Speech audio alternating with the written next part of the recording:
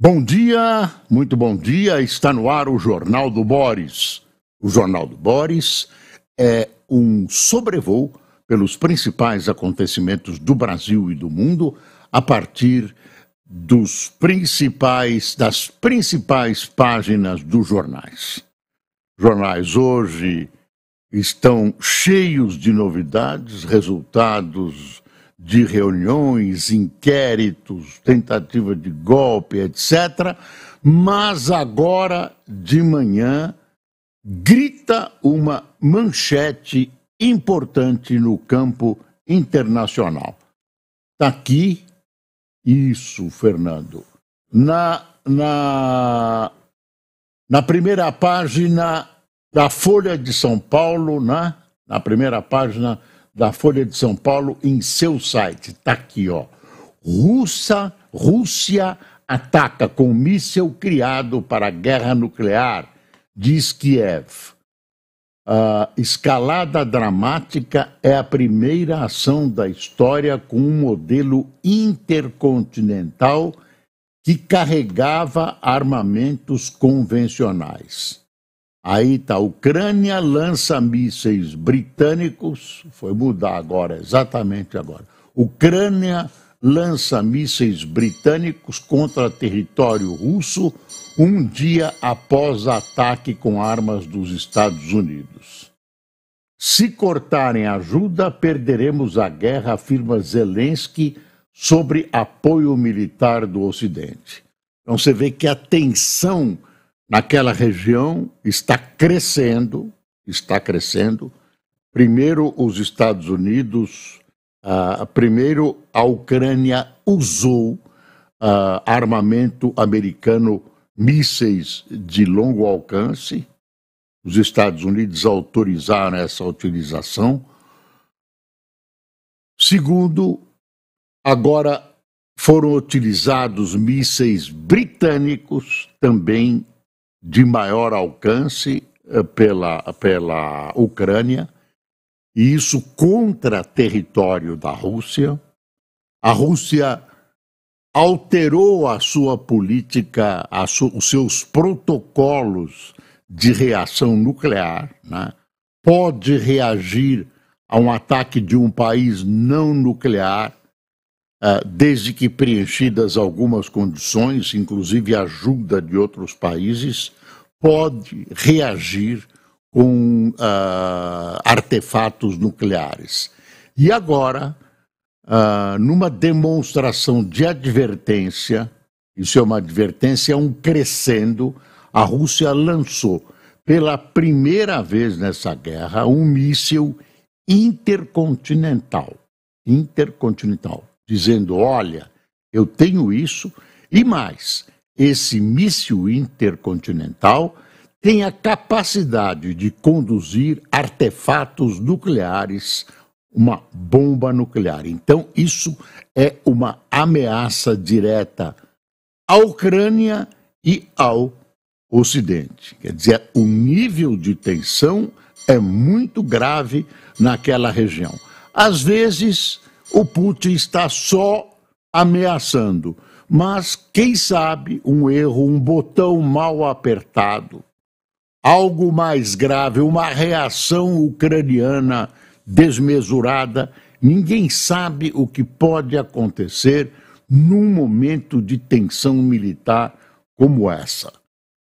Claro, o míssil estava dotado de bombas comuns, mas a advertência está sendo feita, foi um crescendo perigoso. Vamos voltar para o Brasil. Primeira página do Globo. Lula e Xi reforçam relação, mas dosam acordos comerciais. O que aconteceu ontem? Assinaram lá mais de 30 e poucos acordos comerciais. Isso representa a própria presença do Xi, a maneira como ele foi recebido, o tempo despendido de reuniões entre ele e Lula, mostram uma aproximação do Brasil com a China. E o Brasil aparentemente agiu de maneira correta, porque se afastou de participar desse tal caminho da seda, rota da seda. A rota da seda, na verdade, é o envolvimento na política da China. Quer dizer, o Brasil podia se colocar numa posição de subalterna à política chinesa. Então, isso não interessa ao Brasil. A gente ficou sabendo que o governo estava meio seduzido a entrar nesse tipo, a meu ver, de armadilha, né? A China está fortalecendo seus laços com a América Latina e essa é uma das preocupações americanas. E falando em preocupações americanas, também, certamente, as relações com os Estados Unidos influenciaram essa posição do Brasil, essa posição cuidadosa do Brasil de uma aproximação comercial altiva, bem feita, correta, desejável com a China. Tem uma questão de desequilíbrio. A China exporta muito mais para o Brasil do que o Brasil exporta para a China. Isso precisa ser arrumado, né? São 30 e poucos acordos assinados, a gente não sabe, eu não conheço a importância desses acordos, é preciso conhecer. Normalmente a maioria deles tem caráter cultural, etc., mas representam esse volume, com a presença do Xi Jinping no Brasil, representa algo importante nessa aproximação.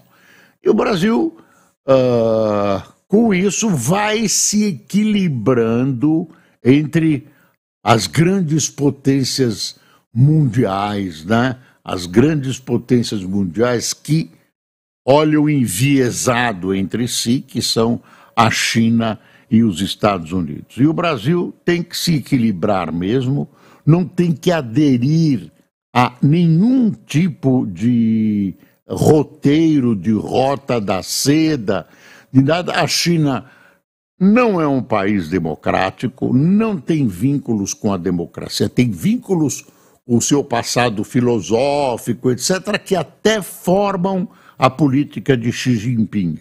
Mas é uma política agressiva que disputa terreno com os Estados Unidos, sob o aspecto comercial e principalmente sobre o aspecto geopolítico. Então, nessa guerra sem armas, né? Nessa nova Guerra Fria, que está acontecendo entre Estados Unidos e China, as coisas estão aparentemente muito bem aparadas pelo governo brasileiro, muito bem conduzidas até agora.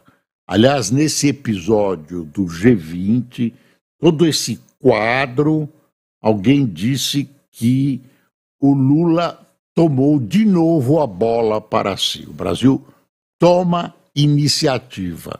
O Lula procurou crescer e, aparentemente, eu sempre digo aparentemente, porque de repente a gente fica sabendo de alguma outra coisa que não é tão boa assim, aparentemente subiu alguns degraus na sua posição internacional, numa política internacional que tem sido mal vista pelo mundo ocidental e que está apegada ao que há de pior em termos de autoritarismo no mundo. Nicarágua, Cuba, Coreia do Norte, Rússia, China. Não é o melhor lugar para o Brasil olhar para países que têm vocação autoritária e abandonar o Ocidente. Aí, gente, você pode dizer, não, os Estados Unidos também, blá, blá, blá, França. Ninguém é inocente em política internacional. Não há amigos, não há amigos. O abraço formal, o abraço de Lula com Xi Jinping é meramente formal, meramente formal. Não tem nada a ver com as relações de comércio. O que interessa, o que preside as relações internacionais é a questão do interesse dos interesses. Interesses comerciais, interesses geopolíticos que olham para o futuro, que olham para a paz ou a guerra, enfim, é isso que preside essas relações e não um almoço ou um jantar. Teve até pato laqueado, teve comida brasileira e pato laqueado, que é muito gostoso à noite no jantar oferecido a Xi Jinping, ou que o Xi Jinping ofereceu, eu já não sei mais. Falando em saber, se você olha o noticiário e você tem que destrinchar para o telespectador, para você, é uma espécie de samba do crioulo doido. Se você já ouviu o samba do crioulo doido, de repente você vai ver um jornalista político misturando as estações. Porque neste momento as estações estão misturadas no plano internacional e aqui no Brasil. Aí você soma os dois. Para o jornalista é obrigado a seguir cada fato como se fossem várias novelas. Oriente Médio é uma novela, China é outra novela, China e Estados Unidos, posse do presidente americano. Bom, olha aqui que bonitinha a foto, o Lula, o Xi Jinping e tal, ontem, realmente, deixa eu ver o que está escrito aqui. No foco, Lula e Xi Jinping se reuniram no Alvorada pela manhã e depois jantaram no Palácio Itamaraty, onde o cardápio incluiu pato laqueado chinês e pratos brasileiros. Olha, até aí buscaram uma fusão. Bom, vamos ver. O bom dessa história é o seguinte: apertamos laços, reforçamos laços com um correspondente, uma grande potência exportadora e importadora, uma grande potência mundial, sem se submeter aos anseios geopolíticos desse país. País como a China realmente tem políticas, tem anseios que, neste momento, se contrapõem gravemente aos anseios e políticas norte-americanas. E com o presidente Trump, isso deve ganhar novos contornos. Eu não quero prognosticar, mas não serão os mesmos. Aqui, uma charge do Chico Caruso. Lula lá e Xi Jinping aqui. É para encerrar o G20. Tá muito bom. Olha o cabelo Olha o cabelo. O cabelo do chinês é sempre, sempre arrumadinho. Bom, temos o nosso panorama aqui, né? Aqui o Globo trata plano golpista agrava apurações contra Bolsonaro. Isso é manchete de todos os jornais. Nem de todos. A Folha preferiu jogar um Datafolha. A maioria dos pretos afirma ser vista com desconfiança, diz Datafolha, né? Colocou em estatísticas o que todo mundo já sabia há muito tempo, que é esse racismo brasileiro. Está aqui, estampado com números. Projetos de Lula após o 8 de janeiro e crises de segurança seguem parados. Claro, esses fatos todos ajudaram a parar e ajudaram a colocar uma cortina de fumaça sobre fatos que incomodam o governo, que é esse avanço do crime organizado, que é o crescimento da violência, que são as arbitrariedades das polícias. Tudo isso acaba batendo no governo federal, que apresentou um plano de linhas gerais sobre combate à violência, ao crime organizado, um projeto de segurança pública para o futuro remoto. Até lá, meu filho, estaremos todos mortos. Outra coisa, bom, aí hoje, às 14 horas, no Supremo, vai ter uma audiência complicada. Gozado não está em nenhuma manchete, as manchetes estão mais com o Xi Jinping, olha aí o Estadão, sem adesão à Rota da Seda, Lula amplia parceria com a China. Você já viu essa manchete da Folha, e o Brasil também, o Valor também deu destaque à China. O Brasil assina 37 tratados com a China, busca parceria com maior integração. Na verdade, os jornais estão olhando para o futuro e não para o passado, que é a história desse golpe, que se confirmam as versões apresentadas, até agora nós temos uma versão da polícia, reclamam punição, não pode ficar assim. Mas é um ato que não se consumou. Essa é a pedra angular da análise que está sendo feita. Se consumou ou não se consumou? Começou a se desenvolver, começou a ser real ou ficou na cabeça, no papel e na comunicação entre as pessoas? Está aí. Então, está aí, deixa eu ver aqui. Presos por tramar golpe tinham rede com oficiais de alto escalão. Investigadores da PF encontraram mensagens, áudios e reuniões dos suspeitos com pelo menos 35 militares, entre eles 10 generais e 16 coronéis do Exército e um almirante. Aí tem uma frase do coronel Reginaldo Abreu ao general Mário Fernandes, né, uma mensagem que o Estadão publica: pessoal acima da linha da ética não pode estar nessa reunião. Tem que ser ele, aí Bolsonaro, entre parênteses, e a rataria.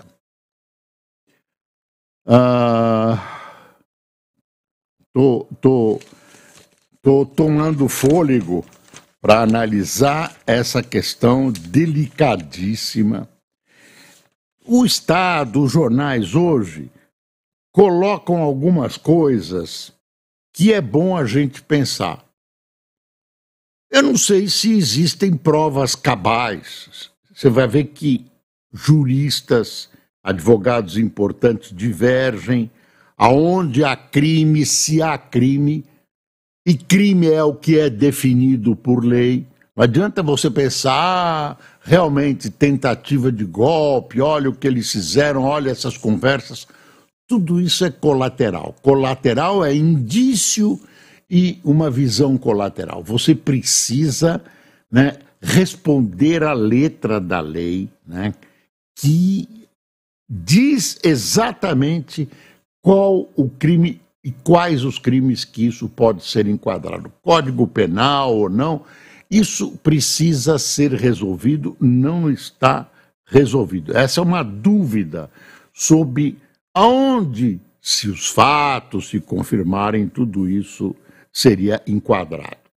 Agora, tem outras dúvidas, vão aparecendo várias dúvidas, e algumas que eu coloco, não sou eu só que estão colocando, que está colocando. Por exemplo, falam em armas. Tem um diálogo lá de alguém que está de plantão na frente do prédio de apartamentos do ministro, do nosso querido ministro Careca de saber. É um elogio, viu, ministro? Que não, não é isso, não se trata disso, Luiz. Aí eu pedi esses palpites, eu gosto quando o pessoal meu dá palpite e me corrige, mas não é o caso. E aí é do Alexandre de Moraes, ele acha que eu esqueci o nome, eu não esqueço o Alexandre, embora às vezes eu chame ele de Alexandre de Guzmão, que para mim é um elogio. Mas o Alexandre de Moraes era alvo. Havia uma reunião no Supremo, nesse dia de ataque, você vai vendo as comunicações, aí alguém lá diz, cada um tinha um apelido, né? Olha, eu estou aqui a postos. E aí não vem a tal ordem, a postos. Claro, era algo que ia ser realizado contra Alexandre de Moraes, e aí abortaram, usam essa palavra, abortaram, e a pessoa que se vê com seu trabalho, entre aspas, abortado, reclama, olha, isso está demorando e tal, mas aí diz que acabou mais cedo uma reunião do Supremo e aí falhou o plano. Mas não, quer dizer, você tem todos esses diálogos, agora fica uma pergunta. Falaram em envenenar Lula, Alckmin, então. Cadê o veneno? Que veneno era? Como isso ia ser feito? Tem gente que tem vontade de envenenar a sogra, mas fica aí, não compra o veneno, não planeja, não põe no papel. Isso tinha muita coisa, o plano estava no papel. O plano estava no papel, que o plano existia, não tem dúvida nenhuma. Agora, ele foi desencadeado, era uma mera ideia, tem diferença jurídica nisso. O Bolsonaro sabia ou não sabia? Parece que parece, mas não tem prova, nada. Falam, murmuram, né? Mas prova, não. Outra, quer dizer, cadê as armas? Aquela metralhadora, o que podia furar o Monte Everest, podia derrubar um avião. Cadê? Cadê? Não tem. Não tem, não se sabe. Não é que não tem, não se sabe. A Polícia Federal, o relatório da Polícia Federal não oferece essa visão das provas, né? E a gente fica na dúvida, vão aparecendo algumas dúvidas. À medida que a areia vai assentando, vão aparecendo dúvidas. A Folha diz assim, Moraes cita Moraes 44 vezes e acumula casos em que é tanto personagem como juiz. Olha, é uma coisa estranha, né? Você né, se desliga dos seus rancores e dos seus amores políticos. Olha aí, um cara que é vítima, é o promotor do caso, né? É o defensor, é o acusador, é o juiz. Não dá. Ministro do STF autorizou a operação da Polícia Federal que investigou um plano golpista para assassiná-lo. Você acha que um ser humano é capaz de promover uma investigação absolutamente neutra e despojada de lado quando o crime, a tentativa é de assassiná-lo, se é que é crime, tentativa, pensar em assassiná-lo. Você acha que dá para confiar? Aí eu já não estou falando num juiz. Por mais impermeável, né, aos fatos, às emoções que esse juiz seja, você acha que dá para... É uma coisa para pensar. Bom, também as armas ninguém sabe, tem essa história que a Folha coloca. Investigação sobre plano para matar Lula tem indícios e lacunas. A Folha coloca. Aí a Folha vai colocando, é interessante. A reunião na casa de Braga Neto. Por que o Braga Neto e o general Heleno, acusados de participarem, reunião na casa do... Por que eles estão soltos e os outros estão presos? Uai! Não dá para entender. Deixaram para mais tarde. Eu não entendi. Por quê? Não está claro isso. Se eles são citados dessa maneira, né, como é que não estão...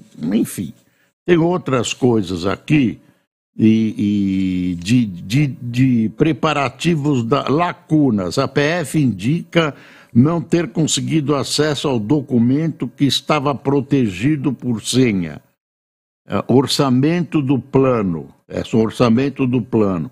Lacunas. Tem outra lacuna aqui na preparação de campo. Não há confirmação direta de que eles se encontraram. Quem?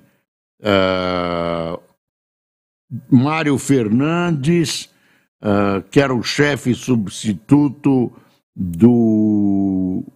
da Secretaria-Geral da Presidência da República, e Cid. O Cid, às 14 horas, vai enfrentar Alexandre de Moraes, pode ter a sua delação premiada cancelada, anulada, não sei exatamente qual o termo jurídico, e pode ser preso.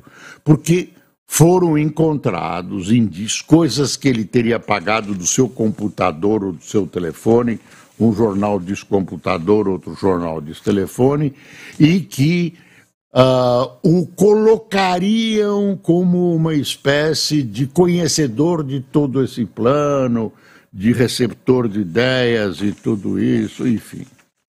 Bom, deixa eu pegar aqui... tem muita coisa, né? O Trump nomeando gente estranha, além disso que eu tinha contado sobre a Ucrânia, teve um bruto bombardeio à noite, né, da Rússia. As embaixadas estavam avisadas, várias embaixadas fecharam seus trabalhos, eu não sei se definitivamente ou não, fecharam, enfim. Ucrânia dispara mísseis britânicos contra a Rússia. Tem uma história, de novo, de um problema com a polícia paulista, que num entreveiro com um rapaz de 22 anos, estudante de medicina num bairro aqui de São Paulo, Vila Mariana, teve um entreveiro, ele estava desarmado, acabou levando um tiro e foi morto pela polícia militar. O que se sabe é que tinha uma série de providências a serem tomadas antes de dar um tiro num jovem que estava desarmado. Ele estava lá alterado, mas estava desarmado. Bateu no retrovisor de um carro da polícia. Tem toda uma história. Ele estava alterado. Agora, quem não pode ficar alterado é um policial. Policial que bem treinado, tem protocolos, ele sabe como deve agir. Agora o garoto pegou na pistola, uma pistola apontada para ele, e o cara não foi sem querer, não. Deu um tiro de propósito. O garoto acabou morrendo, um rapaz que cursava medicina, tinha 22 anos. Enfim, essa história é muito ruim, tem um monte de coisas que eu te peço desculpa, não dá para dar tudo, né? Não dá para dar tudo, a gente gasta um tempão. Eleição de Trump complica cenário do Brasil, alerta FGV-IBRE. Subsídio maior em crédito direcionado tem efeitos temporários. Tem uma coisa que é o seguinte, Carrefour deixa de comprar carne, tem a França agindo contra o tratado Mercosul, a Mercosul, União Europeia, criando problemas, né? Que o ministro da Agricultura do Brasil denunciou.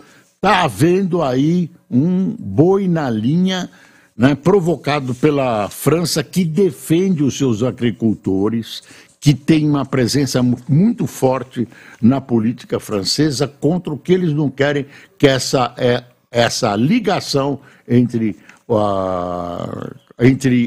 aqui o Mercosul e a União Europeia. Vamos para quem tomou cafezinho conosco. Edmilson de Jesus, João Antônio, Altamiro de Oliveira. Cássio e Fernando, vocês estão escalados para conversar com o patrão de vocês sobre aumentar para 1h30 nesses dias complicados do jornal. Vocês estão escalados, Muquirana vai dizer não, porque realmente ele é preguiçoso. Andréas, preguiçoso, porque teria que falar mais 1 hora, não há nada, mas ele não vai querer. Dárcio Corésia, Nonato Marques, Marlise Veronese, Carlos Ubirajara, Damares Gomes, Marcélio Ribeiro, Jimmy Zardo, Ulisses Suzano, Selmar Garcia, Emiguel de Venâncio Aires, eu ia dizer que era de Buenos Aires, Antônio Bezerra, o presidente Milei, falando de Buenos Aires, está botando fogo na fogueira internacional. Pelo jeito, parece que ele está botando a Argentina em ordem, mas isso vai ter um custo, viu? Espero que não bata na gente. Marino Fischer, de Joinville, e Cosme José de Santos. Pessoal, muito obrigado. Vamos ver o que acontece hoje. Amanhã podemos ter novidades com esse depoimento, né, do ex-supercontravice do ex-presidente Bolsonaro, né, que vai depor hoje ante os olhos e as mãos ávidas do ministro que é juiz, que é promotor, que é vítima, etc., Alexandre de Moraes. Bom dia.